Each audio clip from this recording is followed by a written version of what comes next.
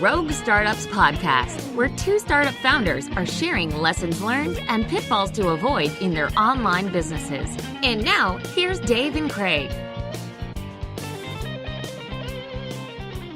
All right, welcome to another episode of Rogue Startups. This is 163. Mr. Craig, how are you doing today?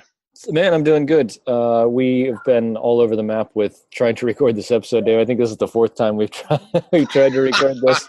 Yeah, it's been a small challenge for sure. But why? Why have we had trouble recording this episode? Do tell, Craig. It's entirely my fault. Well, not just that, but I think there's a good excuse here. Like, this was a pretty hilarious excuse. Like, where were you?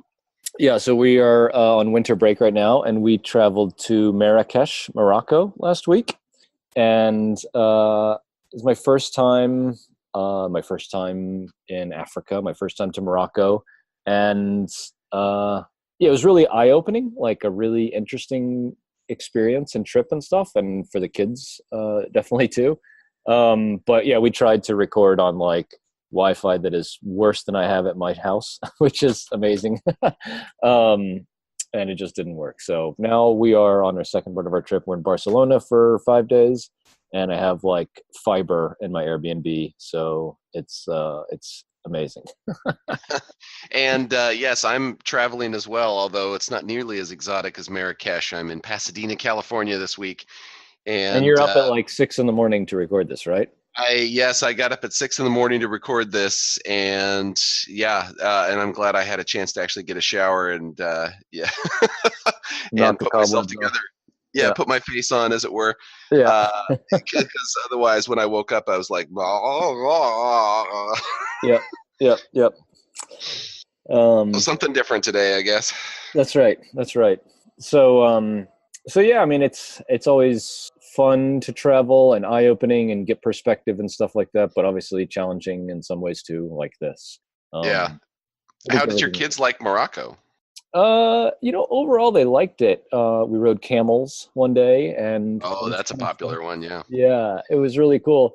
The biggest thing that I think all of us kind of took an issue with is there's like motorbikes and scooters everywhere, right? Like there's no cars because the streets are so small, right, that everyone uses motorbikes, and like they just go zooming past. They don't care about anything, and it was kind of challenging for everybody to be like, always watch where you're going and watch what's coming towards you and all this kind of stuff. It was kind of unnerving a little bit.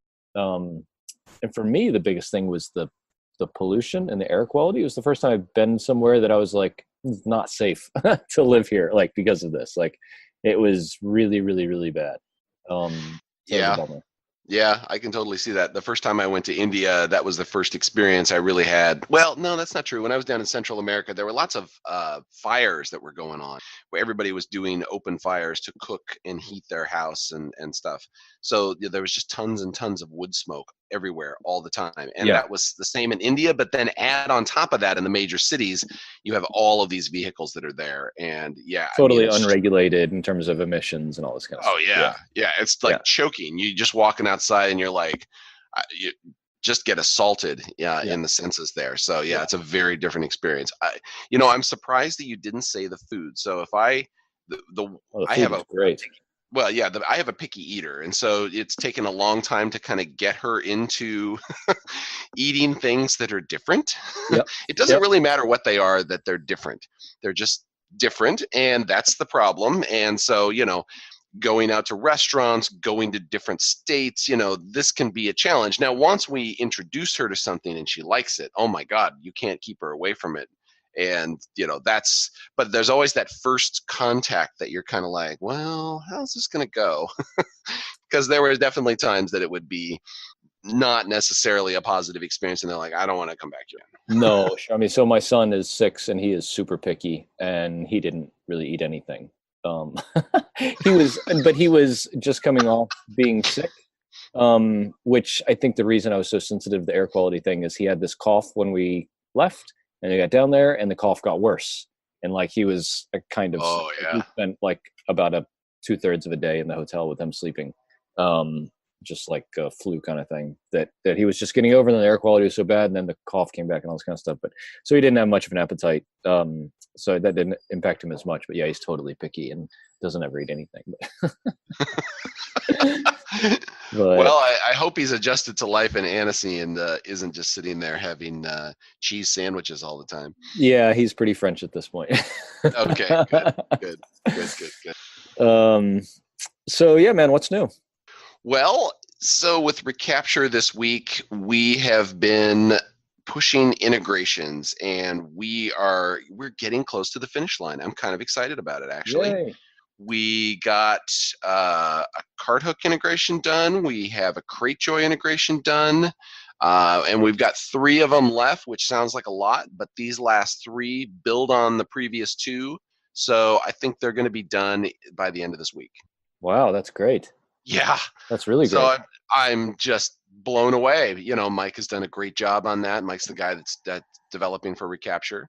And, we've had some other stuff that he's had to work on in between here, some customer issues and things like that. But yeah, we're gonna make it. I had posed a March 1st deadline, and I think it's gonna happen. So that's pretty exciting. When software ships on time, that feels kind of rare.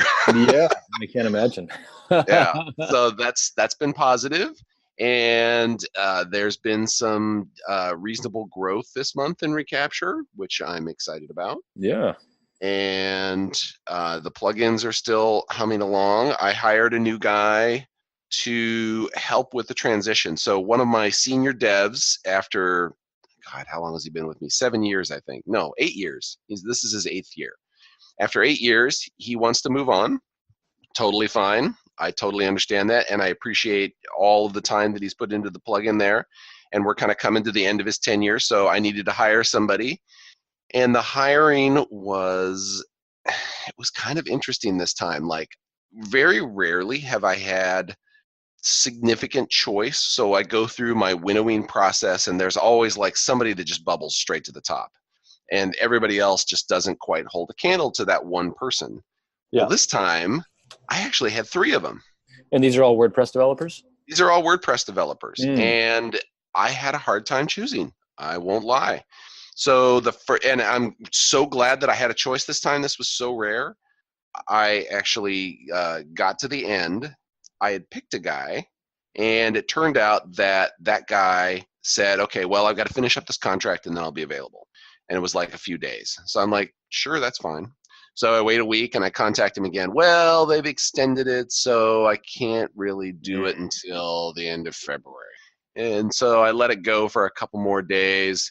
And I was about to, contact him proactively and say, look, I can't wait. I got to go with one of these other guys. Yeah. And then he contacted me and said, yeah, if you want to move on, just move on. Wow. And I'm like, okay, great. So then I contacted the second guy, and he said yes. He was like super excited. Like, he said, this was the one that I really wanted of all the positions I was interviewing for. I'm like, oh my God, you're excited. You have enthusiasm. This is amazing. Wow. Yeah. That's and great, they were both really good. And there was a third guy, but he begged off when I hadn't contacted him after a while, which was totally fine. That was my bad. I won't say I screwed up. It's just sort of the way it worked out. Yeah. Sometimes you've got that luxury of communication, and sometimes you just kind of have to wait. And I try to keep him in the loop as much as I can, but there's a point at which you're just saying the same thing over and over again. Well, I'm still waiting to hear. Right. Yeah. So anyway, that guy just started this last week, and I did some onboarding, and he's now talking with my other senior developer, and they're working to come up to speed. So hopefully that works out. I liked, he actually had major plugin experience, which is not an easy thing to find. Lots of people say, oh, I built this, tiny little WordPress plugin that, does a pop-up on a page. And you're like, great, okay. That's not the same thing as supporting whatever thousands of users. Yeah, okay. So that took you, 8 hours and you were done? Great, that's nice. But this guy had actually he had built some plugins with more substance and multiple ones. And also had done work on some other ones. And the other guy, the very first guy that I wanted, the reason I wanted him, he actually had major experience on 3 big plugins. Like, he was a contributor on their lists in the repository for those plugins. And I'm like, wow, okay. And, Yeah. I reviewed the stuff that he had done, and like this guy clearly knew not the WordPress API, but not just the WordPress API, but like really how to structure a large plugin and deal with all these concerns and conflicts and just all the crap you get when you have a plugin, when you have a major plugin. And so I felt like he was the most qualified, with the other guy being second, just because the first guy really had so much more, so much bigger plugin experience. But I ended up getting the second guy, and it worked out. So where did you find these people this was all Upwork. Upwork? Wow, really? That's great. Yeah. That's great. And it was funny because when I started out on my hiring binge there, I tweeted out and I said, just in case you're wondering, the candidate quality has not improved. And I showed this GIF of, is it GIF or GIF? I always, I go back and forth. I get, I was hard G for a long time. Now I'm soft G, and now I'm just confused. Anyway, so I had this animated GIF, and I, showed somebody's eyes bleeding out. And it's funny, I didn't at Upwork on that tweet, but they obviously have a search going on for mentions of Upwork. And so somebody actually tried to proactively reach out to me and say, if you can help, or, I'm like, nah, I'm good. You just have some shitty candidates in there. Yeah. I mean, it's tough, like from their perspective, it's tough, right? I mean, to say like, it's kind of like Flippa, right? It's the same problem they have to monitor and improve quality on those platforms is really tough, because I mean, there's no filter that says like you have to interview with Upwork before you can post yourself as a candidate or whatever.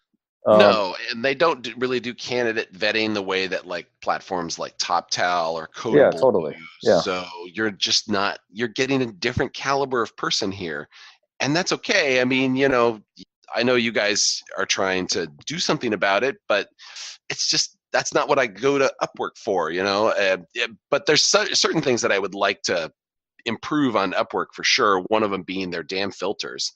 Like if I say on a job posting that I want people from this geographic region, I don't want somebody halfway around the world applying for my job and for them to think that's what I'm looking for. Like if I put a filter on, you should be able to say this is a hard filter or this is a soft filter. Mm-hmm, mm-hmm. And in my case, it's a hard filter. I want that time zone overlap. So I don't really need somebody applying from China or India. It's just not going to work for me. It's not that I have problems with working with people from over there. It's that I don't want a 12-hour time difference. Yeah, no, I hear you. Yeah. My biggest one, I sent this out on Twitter the other day. Oh no, it's been a couple weeks, I guess. My biggest one these days for hiring people on Upwork is average contract size, or like contracts over a certain amount. Like if I'm hiring someone that all of their contracts are $200, they're gonna suck. If I have people that have $10,000 contracts, they're gonna be good. But that's not a filter. Yeah. I mean, you can say sort of total amount made. You can say, have they made 10,000, 100,000 or whatever on Upwork, which is a weird filter. Why would I filter on, what basically somebody's take home salary has been? That's, that's kind of strange. Right. But yeah, I agree. In fact, I will go through, and of course it's a manual process, but I will go through and look to see, have they had bigger contracts? Is it, $200 jobs, fixed price here, fixed price there? Yeah. Or did they work for somebody for 12 months and make $35,000, Yep. Those numbers make a difference. They absolutely do. I didn't realize that I had that filter, but as soon as you mentioned it, yes, I do actually check that. Yeah. I mean, it's just an indicator of high quality people that stick around with an employer for a long time. I mean, that's what you want. That's all that you want, right? Because you can teach them everything they need to know, basically. But if they're dependable and like a long-term player in someone else's world, then they probably will be in yours too. Well, you would certainly hope. Yeah. I mean, it's the best. It's not a guarantee. Up front. Yeah. These people are in South America, is that right? Typically. Yes, they are. Yeah. So the guy that I just hired, he's actually a bit of a jet setter. So he's originally from Colombia, and when I was going through and messaging him, I asked him, where he's located, because I was going to find out specifically what city he's in Colombia. If he's in a city that one of my other guys had worked at, I was going to suggest that they get together. But he said, "Oh no, I'm in France," and I'm like, "What?" Okay. I guess he's been traveling and he's hanging out there for now. And he said he's going to move to Miami. Wow. Okay. Yeah, or Florida, maybe not Miami specifically, but he's coming to Miami or to Florida, and that's where he plans to stay for a period of time. He didn't know how long. I'm guessing he has to get a visa or something like that. Yeah. Yeah. But I'm like, okay, cool, sure, yeah, whatever. Yeah, I don't really care as long as we've got some time zone. I told him in the requirements, I said I have to have time zone overlap. That's my thing. Yep. And as long as we've got that, we're good. So yeah, I mean, with France, he's like, he overlaps in the morning right now, and if he moves to Miami, shit, we're practically on top of each other most of the day. So that's great. Right. Yeah. Nice.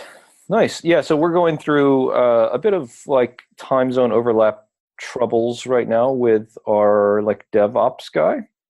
So he's in California, which is 9 hours difference from us. And DevOps is one of these things where like you don't need them that often, but when you need them, you really, really need them. If it was like a content writer or something like that, I'd be like, I don't really care because I don't do very much synchronous work with them. But with this guy, like we've just implemented all this like automatic deployment stuff, and like we've invested quite a bit in like DevOps and sysadmin stuff in the last 3 months probably for Castos. And now we're at the point where like we have questions for this guy, and he's absolutely fantastic. But like it's slowing us down a little bit because we're like, okay, we need to deploy this big change. It's different because of this reason or whatever. It involves something that other deployments haven't involved. We need to wait until 8 o'clock at night, our time, to deploy this. And I'm just like, this is not like how this should be, because we have a unique advantage a little bit. Well, a lot of it, with being like 6 hours ahead of the East Coast US, which is, most all of our customers in the US, 70% at least probably. But we have this huge time zone advantage that we can't take advantage of because our DevOps guy is there. So we're, I guess, call out for everyone listening. If you are a DevOps guy or know of a DevOps guy and would like to help, just, I don't know, a dozen hours a month maybe is all we need. Because we have everything set up now pretty much, but it's just like a little bit of fine tuning and tweaking and maintenance and these kind of things.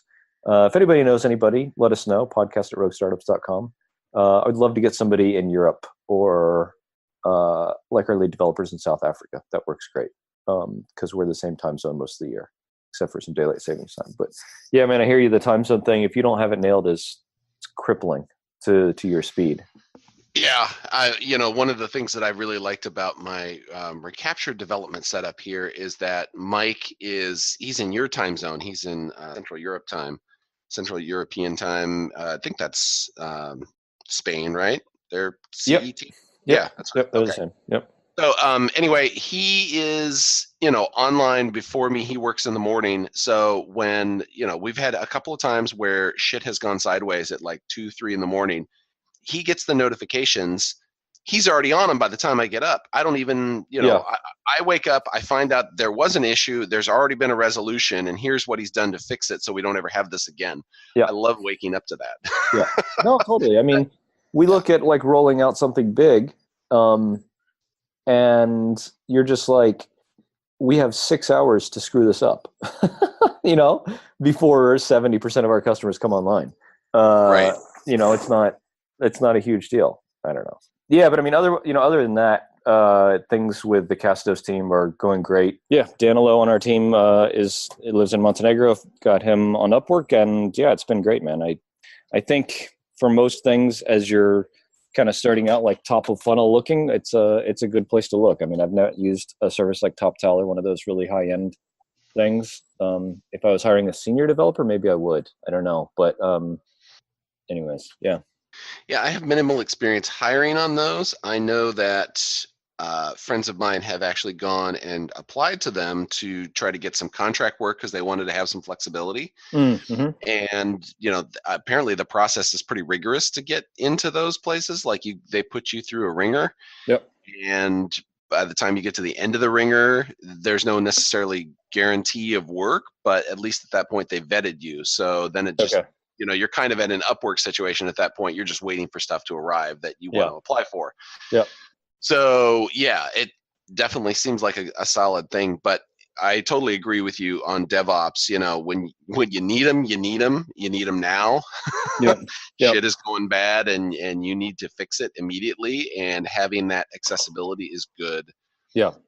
I definitely would want to have that. Although I also enjoy the fact that my guy is working while I'm peacefully sleeping, and I wake up in the morning and things are just handled. So if you can get a situation like that, by all means, do it. But I don't know how you're going to get somebody from like Vladivostok to do that.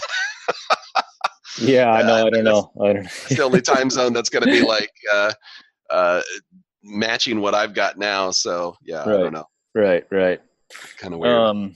Yeah, and I guess the only other thing for us with Castos is, we it's been almost 2 years. Can't believe it. It'll be 2 years in May, so it's been like 20 months since we launched, and we're kind of looking at like the next phase of the business and the app and customer base and all this kind of stuff a little bit, and saying like, how can we get more involved with our customers and move, I'll say like not up market in the type of people that we're servicing, but just get more involved in their podcast.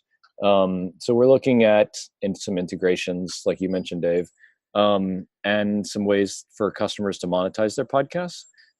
Because they look at kind of where we are right now, and we're, frankly, a commodity of sorts. We're a very good commodity, I think, but for someone to switch to or from Castos to another player is troubling, but not like the end of the world. But kind of saying to myself and exploring some options of like, how can we go from that sentiment to like, this would really, really, really be horrible. It would screw up my podcast and my monetization strategy and all this kind of stuff if I had to leave Castos.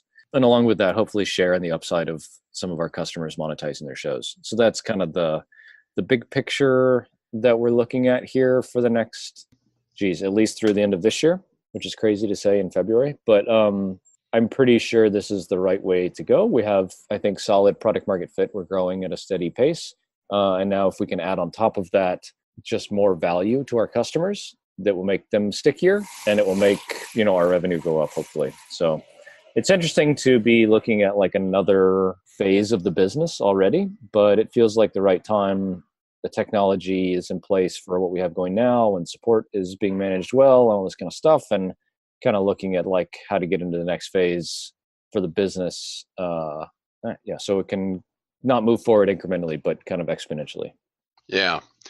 Which I think is a nice segue at this point into our topic today, which is something that Nathan Barry had posted on Twitter and wrote a very short blog article on it, which I was actually a little surprised that it was as short as it was. Yeah, it was too.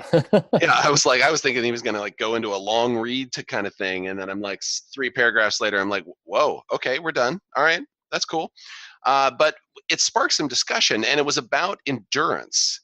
And we'll link to it in the show notes, of course, so that you can see the original source on this one. But the Twitter discussion that we saw about endurance and, just how long do you suck it up and try to push through your business? Because there are stories of guys like Nathan where he was just grinding and barely making $3K a month, and now he's like worth millions. And, the endurance is what paid off here for him. But the question is endurance going to work for you? Should you be enduring? And at what point do you say, fuck it, this isn't working anymore, I need to stop? So that's what we wanted to talk a little bit more about today. Yeah. I mean, I think that it definitely, well, I'll say with the caveat of bootstrapping. If you're bootstrapping and having a tough time getting traction and growth, and I think for, I don't know, doing less than 10,000 a month, if you're not doing like 10% growth a month or 5% or something like that, you probably need to look at like, I don't know, your degree of product market fit and some things like that, that we've talked about, because it's just like, well, it's a little bit of like opportunity cost. Like if you're doing this and it's not working out great, you probably should just go do something else. Cause like if you're a smart, driven, resourceful person, you can kind of make anything work. This just might not be your cup of tea for any number of reasons. And yeah, I mean, I think how to realize that is really tough. And how to make that decision is really tough. I can say after saying what I just said, I can realize that with Sales Camp, we don't have product market fit, and I probably should be doing something else. And I may at some point, I don't know, but we have, kind of special reasons why I need that business to stick around at least and be somewhat successful. But I think if people don't have those kind of reasons, you need to look at like just, your 40 hours a week and say, put those 40 hours towards something that can really work and has a lot of upside, I think. That's probably the other thing I would think about is like, if you're going to grind it out and persist for a business that can only do 10,000 a month, and then you think you'll hit some sort of cap, then you're probably setting yourself up to be disappointed later, because like you're going to go do all this work and then be left with like whatever, a capped out, entity and resource that would be really disappointing, I think. Because the goal is like obviously do all this work up front to then have the easy life once you get to significant revenue and can build a team and stuff. Yeah. And that's the problem, is that, the way that Nathan sort of put this article out there, it made it sound like all you need to do is just endure. All the best businesses endure. It was all like sunshine and roses. And that's the part I didn't really like about it, is it didn't really sort of give a criteria and say, look, enduring is good. You need grit to survive. If you don't have that, your business isn't going to make it. But you should also have some exit criteria to say, if I'm not doing X by Y, then I'm quitting. And, I'm not saying, if I'm not doing $100,000 a month in 3 months, then I should quit. Well, that's not realistic, right?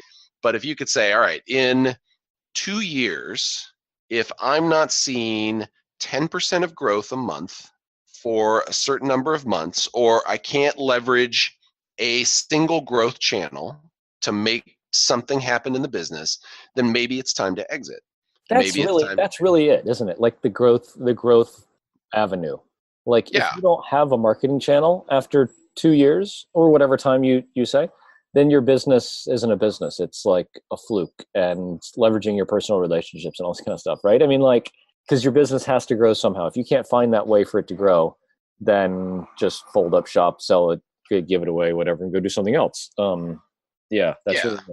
But the thing that I want to emphasize is that if you're going to have this mentality of, I just got to grind it out, I have to endure, that's good. I think that's solid. But you should also have a plan to say, when am I going to evaluate that this is working or not working? And evaluate it against some hard criteria. Don't make it something fuzzy. Well, if the business is doing well, then I'll go, well, what does that mean? You got to have some hard numbers on that. And this is the thing that I think is really difficult for us to do, is to put these things on there, because if you do that and you hit that criteria, then you're like, oh shit, then not like the answer you get.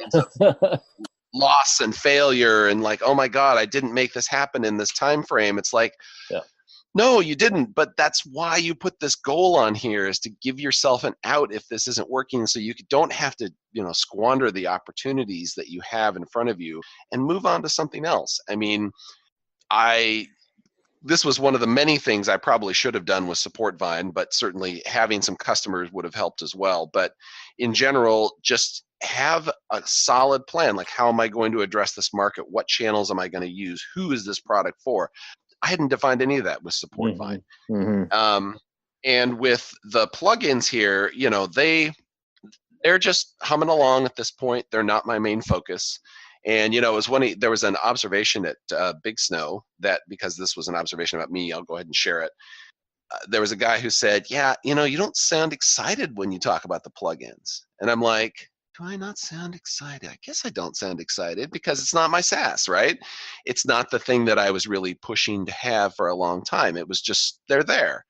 And, I think that's something else. Like, is that part of your exit thing? Do I want to be excited about this in a year or 2 years? And if you're not excited about that, is that part of your endurance and exit criteria? Or is it something that you can say, all right, I don't have to be excited about this. When I started the plugins, I never said, WordPress is my passion. I've never said that, not once. And when I learned the plugins, I had no real experience in WordPress aside from standing up a few sites. And so everything I learned about the business, I learned by doing those plugins. And, over time, you come to have a skill with it. But I mean, even today, I still don't sit here and say, wow, I have a passion about WordPress. I want to be part of the community. I want to contribute to open source. It's not me. It's not my goal. It's never been my goal. My goal was to build a business on them, and I built the business on them. And now they're kind of in maintenance mode because they can run themselves more or less with the few staff that I've got. And that was fine. That's totally what I needed there. So I don't have an exit criteria because they are sustaining themselves in a place where I don't have to give them a lot of attention, and they still kick me back some cash. And that was the sole goal I ever had with those things in the first place. Yeah. So. And I think that's a very underrated asset to have in your kind of business life, is to have something that pays the bills or brings in money or whatever to allow you to do something else. Because I kind of similarly, I have the same thing with Podcast Motor. And Podcast Motor takes very little of my time, but it pays all of our bills to let me focus my time and energy and reinvest money into Castos. If you don't have that, if you're banking on this new thing that you're building to pay your bills and all this other stuff, and you're just starting out, the pressure is really high, and the time it's going to take, I think, is really long. But yeah, I mean, if you don't have, I guess what I'm saying is there is definitely a place for a boring business that you're not passionate about, because some of them are really, really, really good businesses, and they let you, if they're boring businesses, they let you free up that mental space to go do other stuff that's exciting and maybe has that, bigger potential, or, get your what is the term, Dave? What's the get your knickers in a knot or whatever? What's the term? Get your panties in a wad. Get your panties in a wad. Your knickers in a twist. There you go. Yeah, it depends. You want the American or the UK version, right? Get your panties in a wad. Yeah, I mean, because that's like cool and important, right? Is like being jazzed about what you do, but it doesn't have to be every business, I think. Yeah, and there's definitely a component to this of the endurance. So like if you're starting a SaaS from scratch, that just takes a long fucking time. I mean, there's no way to make it happen overnight. Those that happen overnight, like the Baremetrics of the world, these are absolutely the edge cases, the exceptions, the outliers. Those that have built, solid SaaS businesses, the vast majority are going to take time. But at the same time, either they are doing stuff on the side where they're like bootstrapping with some freelancing on the side. I'm pretty sure that's how Basecamp got started. And if you need to have that side thing to kind of keep it going, you should also have a side criteria to say, if this isn't working by this time, by these metrics, then I should revisit this and decide if this is what I want to continue dumping my time and energy into. And maybe you can look at that and say, look, I've made a huge amount of progress and I'm on the cusp of something. I haven't quite hit my metrics, but at least it gives you that point to say, is this the right thing for me now? Should I keep going with it? And that's the thing that I think Nathan's article really lacked. That's some sort of check-in metric or framework or something. Yeah. Well, yeah, it would be interesting to hear from folks, what they think about this idea of kind of persisting and grinding it out, if it's worked or if it hasn't. Shoot us a message, podcast@roguestartups.com. And if you're enjoying the show, share it with somebody that you think would enjoy it as well. We'd really appreciate it. And we'll see you next time. Thanks for listening to another episode of Rogue Startups. If you haven't already, head over to iTunes and leave a rating and review for the show. For show notes from each episode and a few extra resources to help you along your journey, head over to roguestartups.com to learn more.